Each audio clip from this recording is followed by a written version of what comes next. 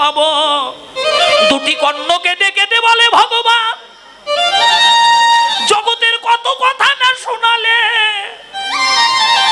আরে কোনো কথা শুনতে চাই না। কোথায় গেলে কর্ণ ভরে হরি কথা কৃষ্ণ কথা ভাগবত কথা শুনিতে পারব। একটা হৃদয়ে কেঁদে কেঁদে বলে এই হৃদয়ে কত আপনজনকে ঠাই দিলাম গো, কোথায় গেলে এই হৃদয়ে সাধুগুরু বৈষ্ণবকে বক্ষে জড়িয়ে ধরতে পারবো। দুটি পদ কেঁদে কেঁদে বলে ভগবান, কত দূর দেশ না ভ্রমণ করলাম, কোথায় গেলে হেঁটে হেঁটে গিয়ে সাধুগুরু বৈষ্ণবের সঙ্গ পাবো। হরি বল হরি বল হরি বল হরি বল। এই যে আহারে দেহ শুদ্ধি, কর্মে শুদ্ধি হয় মন। বাবা গো, অঙ্গ প্রত্যঙ্গ গুলো ভগবতমুখী হয়ে যায়, সাধুর গুণ যায় না বলা। সাধুর শুদ্ধ চিত্ত অন্তর খোলা। সাধুগুরু বৈষ্ণবের অন্তরটা বিশাল বাবা। তারা নিজের সুখের জন্য নয়, জগৎ জীবের জন্য পথে পথে কৃষ্ণ নাম করে বেড়ায়, নিজের জীবনকে ভগবানের চরণে উৎসর্গ করে দেয় মানব সেবার জন্য। নিতাই গৌর হরি বল হরি বল হরি বল। সাধুর গুণে যায় না বলা।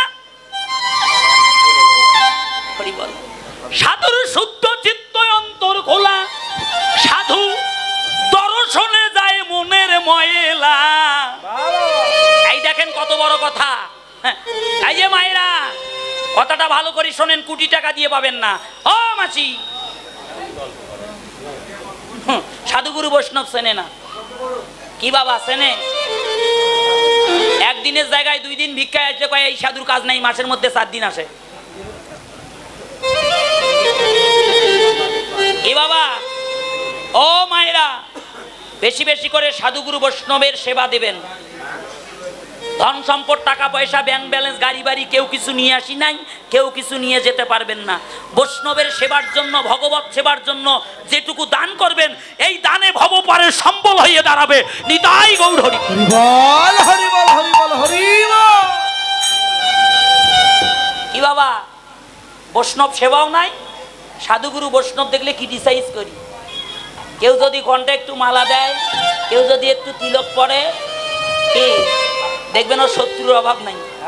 এই রে, দিনের মধ্যে 36 বার মিথ্যা কথা কয়, গলায় মালা দিছি, ভণ্ড হচ্ছে। কি বাবা, আমাদের সমাজ ব্যবস্থা দেখছেন? ও মায়েরা, আপনাদের চরণ ধরে বলি, ভালো করে শুনে যান, কথাটা খুব মূল্যবান। এই জন্য সাধুগুরু বৈষ্ণব দেখলে যেখানে দেখবেন, যার কণ্ঠে দেখবেন মালা, উদ্ধপিণ্ড দেখবেন তিলক, যার বদনে দেখবেন কৃষ্ণ নাম, যেখানে হোক, রাস্তায় হোক, বাড়িতে হোক, দিনে হোক, রাত্রে হোক, বৈষ্ণব দেখা মাত্র বৈষ্ণবকে শ্রদ্ধার সহিতে, ভক্তির সহিতে বৈষ্ণবের চরণে লুটাইয়ে পড়ে প্রণামে করবেন। নিতাই গৌর হরি বল হরি বল হরি বল হরি বল হরি বল। একজন বৈষ্ণব দর্শনে, একজন বৈষ্ণব দর্শনে কোটি তীর্থের ফল লাভ হয়। কয়টা তীর্থ? কোটি তীর্থের ফল লাভ হয়। শাস্ত্র বললেন, যে তীর্থে বৈষ্ণব নাই, সেই তীর্থে নাহি যাই, কি হবে দূরদেশ হাটিয়া। তীর্থযাত্রা পরিশ্রম, কেবলই মনের ভ্রম। তীর্থে যদি যেতে হয়, যেগুলো বৈষ্ণবীয় তীর্থ, সেগুলোতে যান। ওগুলোতে গেলে সাধুগুরু বৈষ্ণবের দর্শন মিলবে। কি বাবা, এই যে পাশেই খেতুরি ধাম, এর মাহাত্ম্য জানেন? নবদ্বীপ, বৃন্দাবন আর পুরী ধাম, 3 ধাম দর্শন করে যে ফল লাভ হয় না, ভক্তি সহকারে যদি কেউ খিতুরি ধাম দর্শন করে, তার 3 ধামের ফল একবারে জীবনে লাভ হয়ে যায়।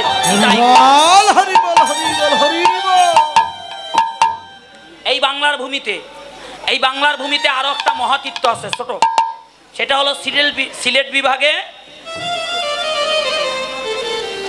সুনামগঞ্জ থানায়, জেলায়, নাম হচ্ছে পুনাতীর্থ।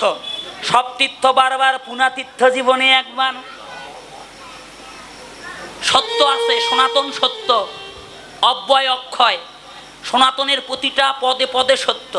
এক বিন্দু আজ পর্যন্ত কেউ মিথ্যা বের করতে পারে নাই সনাতনে। সনাতন শব্দের অর্থ চিরন্তন সত্য, যা অতীতে ছিল বর্তমান আছে, পৃথিবী যতদিন আছে সনাতনের অস্তিত্ব ততদিন থাকবে। নিতাই গৌর হরি বল। এত ঠুনকো মনে করেন কেন সনাতনকে? ও বাবাজিরা, দাদা ভাইরা, আপনাদের চরণ ধরে বলছি, এই সনাতনে জন্ম, এই সনাতনে যাদের যাদের জন্ম হয়েছে, আপনার কোটি জনমের ভাগ্য। সনাতনে জন্ম হয়েছে, এই জনমটা হেলায় কাটাইয়েন না। এই জনমটা সাধু সঙ্গ ভক্ত সঙ্গ করে ভগবত সেবার সাথে নিজের জীবনটাকে যুক্ত করে কাটিয়ে দেন। নিতাই গৌর হরি বল। হরি এই যে কথাটা শুনে যান, নিজের সাধু সঙ্গ করেন। ও দাদা ভাইরা, নিজের সাধু সঙ্গ করেন, সংসারে যারা আছে সবাইকে নিয়ে সাধু সঙ্গ করেন। ও মাসি, এই ব্রেক। খুব দুঃখ পাই, খুব দুঃখ পাই। কেন জানেন? আমাদের সনাতন ধর্মের সমাজ ব্যবস্থা একবারে খুব খারাপ হয়ে পড়েছে বাবা। হাতে হাতে মোবাইল ফোন, ছেলে বড় হলে মেয়ে বড় হলে আর পিতামাতা চেনে না। শতকরা 80% ছেলে মেয়ে মা বাবাকে ভাত দেয় না। এর জন্য দায়ী কে? সমাজ, ধর্ম না, এর জন্য দায়ী আপনি আমি নিজে। সন্তানকে জাগতিক জগতের শিক্ষা দিলাম, সন্তানকে ভক্তি পথের শিক্ষা দিলাম না। এই জন্য আপনাদের চরণ ধরে বলি, ও মা, ছেলে মেয়ে স্কুলে যাচ্ছে, সকালবেলা ঘুম থেকে উঠে ঠাকুরের সেবা করে ছেলেকে বলেন, বাবা স্কুলে তো যাবি, যাই একটু ঠাকুর ঘরে প্রণাম করে আয়। ও শ্রদ্ধার দ্বারাই করুক, ভক্তির দ্বারাই করুক, অভক্তির দ্বারাই করুক, প্রণাম করতে করতে ওর অভ্যাস হবে। ও একদিন বুঝবে ওর নিজের ধর্মটা কি। ছেলে মেয়েকে সকাল সন্ধ্যা নিয়ে আসেন তুলসী তলায়, লেখাপড়ার পাশাপাশি ছেলে মেয়েকে একটু হরিনাম করান। সন্ধ্যাবেলায় টিভির সামনে সিরিয়াল না দেখাইয়ে টেনে নিয়ে আসেন তুলসী তলায়, নিয়ে এসে একটু হরিনাম করান। ছেলেকে বলেন, বাবা একটা গীতার শ্লোক পড়, শ্লোক যদি না পারিস একটু বাংলা অনুবাদ কর, আমি একটু শুনি। কি বাবা, নিজের ধর্মটা নিজে জানি না, ছেলে মেয়েকে শেখাই না। ওর মগজ 5 মিনিট যদি কেউ ধোলাই দেয়, 5 মিনিটের মধ্যেও ধর্মান্তরিত হতে বাধ্য হবে। আর ধর্মজ্ঞান যদি অন্তরে থাকে, পৃথিবীর কোনো বিঘ্ন নাই ওকে বিনষ্ট করতে পারেনি। তাই গৌর হরি সজাগ হন। প্রতিটা ছেলে মেয়ের হাতে গীতা তুলে দেন, গীতা পাঠ করান। আপনাদের চরণ ধরে বলছি, শোনেন মায়েরা, কথাটা খুব মূল্যবান, ভালো করে শোনেন। ও মাসি, শোনেন কথাটা। ডাক্তার বানালাম, ইঞ্জিনিয়ার বানালাম, জজ বানালাম, ব্যারিস্টার বানালাম, প্রফেসর বানালাম, আপনার জীবনে লাভ হলো কি? ঘন্টা। হাসতেছেন, ঘন্টা লাভ, ঘন্টা। বলতে পারেন আমার ছেলে ম্যাজিস্ট্রেট, আমি গর্ব করি, ম্যাজিস্ট্রেটের বাবা। ওই গর্ব কতদিন, বেশি দিনের নয়। ছেলে ঢাকা শহরে 5 তলা ফ্ল্যাট নিয়ে থাকে বউ নিয়ে, আর বাড়িতে বৃদ্ধ বাবা বৃদ্ধ মাকে দেখার জন্য বেতন দিয়ে চাকর রেখেছে। যতক্ষণে দেয় ততক্ষণে খায়। কি বাবা, ঠিক ঠিক বলি নাই? শোনেন কথাটা, কথাটা ভালো করে শোনেন। ছেলের অন্তরে মেয়ের অন্তরে যদি ভক্তির জন্ম দিতাম, যে সন্তানের অন্তরে একবার কৃষ্ণ ভক্তি জন্মেছে,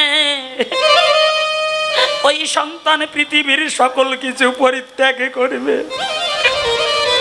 ওই সন্তান কোনোদিন পিতা মাতাকে পরিত্যাগ করবে না। তার প্রমাণ দেখেন মহাভারতে দিল বাবা।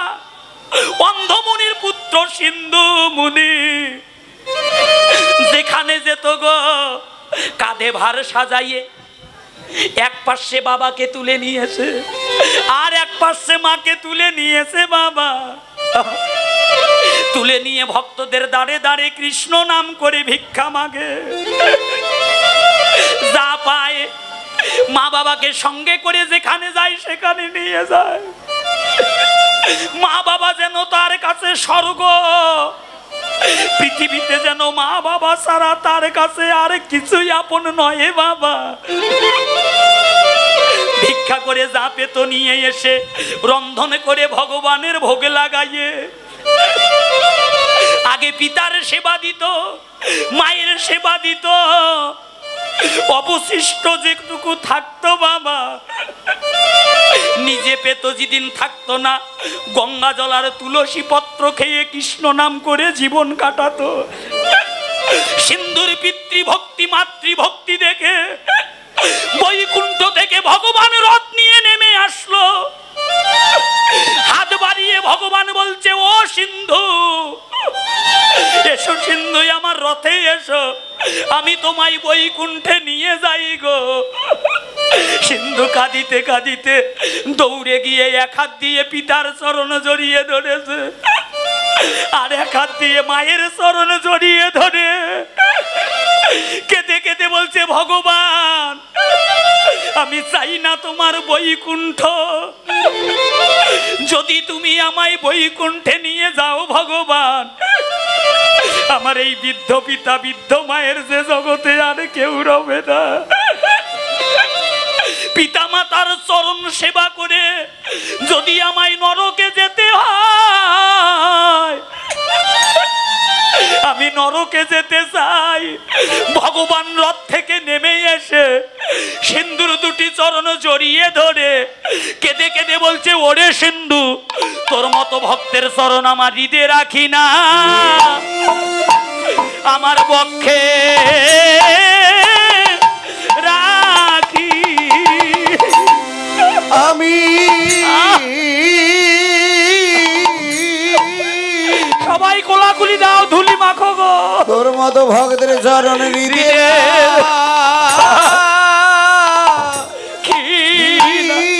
না, হৃদয়ে রাখি না, আমার পক্ষে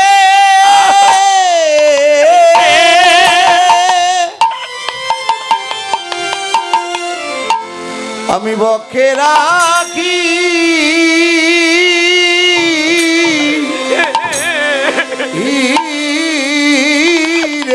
আমার আমার তাপিতি পড়া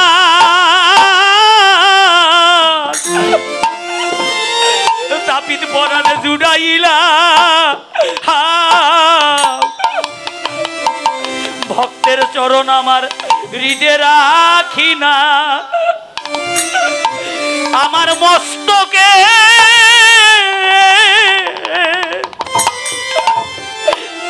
মস্তকে রাখি রে। আমার তাপিত পড়া আমার তাপিত পড়া আমি শীতল করি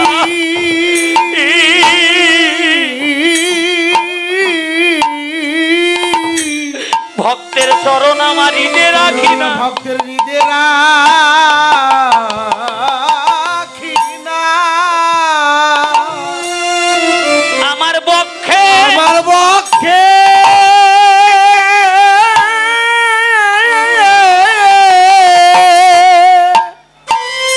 বক্ষে রাখি, বক্ষে রাখি।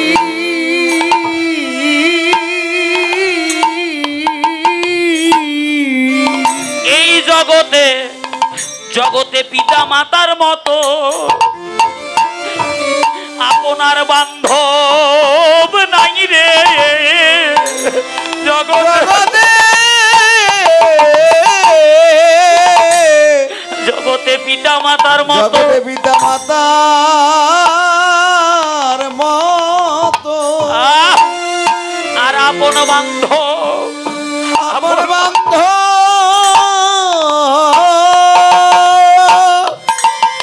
আপন বান্ধব নাই রে। ওরে বান্ধব নাই রে, এ রে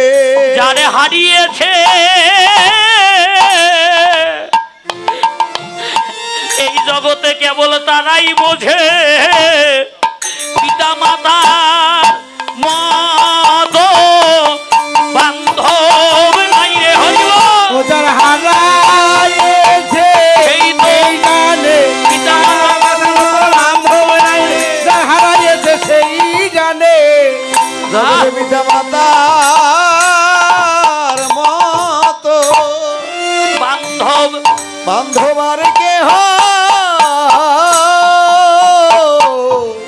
কেহই নাই রে রে বাবা। একটা ভালো প্রফেসর হলে তাকে একটা কলেজের লোক চেনে, একটা এলাকার লোক চেনে, একটা ম্যাজিস্ট্রেট ভালো হলে তাকে একটা থানার লোক চেনে, একটা ডিসি ভালো হলে তাকে জেলার লোক চেনে,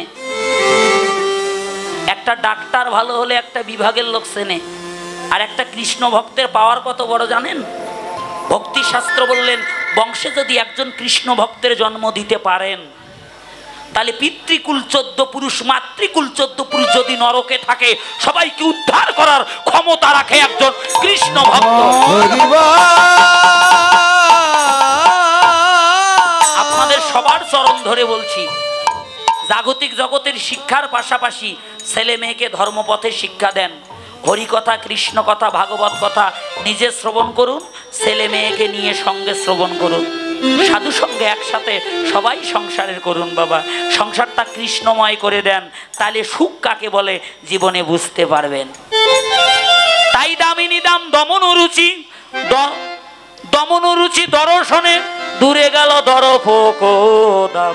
দর্প মানে অহংকার শূন্য হয়ে গেল। কার? মদনের অহংকার শূন্য হলো।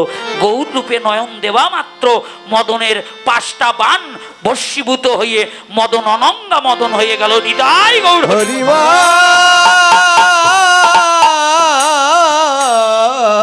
ওরে শোন কুসুমতা হে কোন গনিয়ে, আর শোন কুসুমতা হে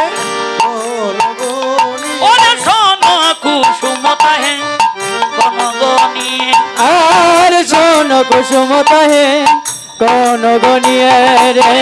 পাতর অরুণ সন্তান আরে প্রাতর অরুণ সন্তান রে, পাতর অরুণ সন্তান আরে অরুণ সন্তান আহারে ওরে মিলে না মিলে না, ওর মেলে না মেলে না গুরুদান মিলে না মিলে না, মেলে না মেলে না, আমার গোরা রূপের তুলনা মিলে না মিলে না, আমার গোরা রূপের তুলনা মেলে না মেলে না।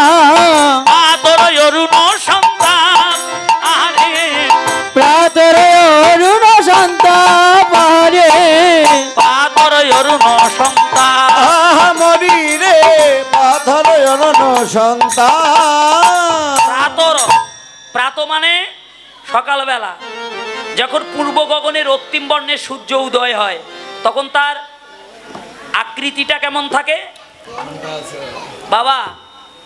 রক্তবর্ণ থাকে না? তার কি কোনো তাপ থাকে?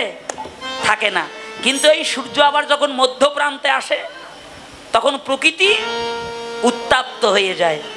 কিন্তু শাস্ত্রকার বললেন, কোনো ভাগ্যবান ভাগ্যবতী যদি গুরুচরণ আশ্রয় করে আমার গৌর সাদের উদয় একবার হৃদয়ে করতে পারে, তার দশা কি হয়? তার ঘরেও আলো, বাহিরে ওই আলো গো। হরিব ও ও ও ও তাহার ঘরে ঘরে আলো বাহিরে আহ! আলো গো ও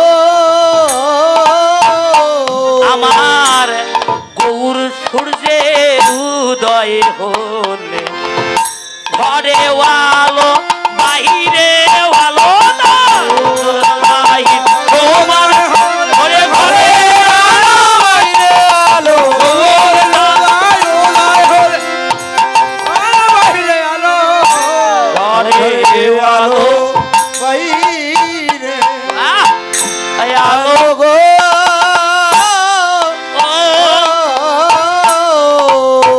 এবার হেরে গেল, তুলনা মিলল না।